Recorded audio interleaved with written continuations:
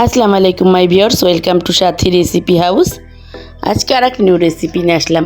প্রথমে চুলায় একটা হাঁড়ি বসিয়ে পানি দিয়ে দিলাম, তারপরে একটু হলুদ দিয়ে দিলাম পানিতে, একটু বেশি পরিমাণে হলুদ দিয়েছি। আর এই তো গরুর ভুঁড়ি দিয়ে দিলাম, পরিষ্কার করে রেখেছি। এখন একটু জাল করে নেব। এই তো এইভাবে একটু গরম পানিতে হলুদ দিয়ে জাল করে নিলে ভুঁড়িটা খেতে ভালো লাগে। আর একটু লেবু দিয়ে দিলাম, ভুঁড়ির যে আলাদা একটা স্মেল আছে সেটা থাকবে না, ভালো একটা স্মেল হবে। সেই জন্য একটু লেবুর রস দিয়ে দিলাম। এভাবে ভুঁড়িটা ভালো করে একটু সেদ্ধ করে পানিটা ফেলে দিয়ে তারপরে তো ভুঁড়িটা রান্না করেন, খুবই ভালো লাগে। তারপরে এই তো সবগুলো উপকরণ একসাথে রেখে দিলাম।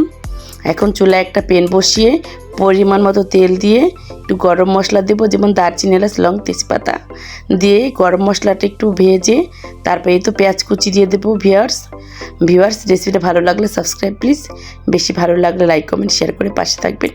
তারপরে এই তো পেঁয়াজ কুচিটা একটু ব্রাউন কালার করে ভেজে একটু আদা রসুন বাটা আর কাঁচামরিচ ফালি করা দিয়ে দিলাম।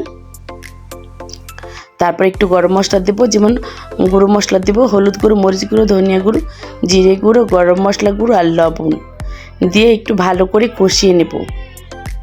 তারপরে একটু পানি দিয়ে আবার একটু খুব ভালো করে কষিয়ে নেব। ভিউয়ার্স এই প্রসেসে ভুঁড়িটা ভুনা করে খেয়ে দেখবেন, খুবই ভালো লাগে। তারপরে খুব ভালো করে কষিয়ে নিয়েছি। এখন ভুঁড়িটা ওই পানি থেকে তুলে ফেলবো, পানিটা ফেলে দেব, পানিটা রাখবো না, পানিটা ফেলে দিয়ে তারপরে ভুঁড়িটা খুব ভালো করে কষিয়ে নেব। কষিয়ে পরিমাণ মতো ঝোল দিয়ে দেব, দিয়ে ভুঁড়িটা সিদ্ধ হওয়ার আগ পর্যন্ত রান্না করে নেব।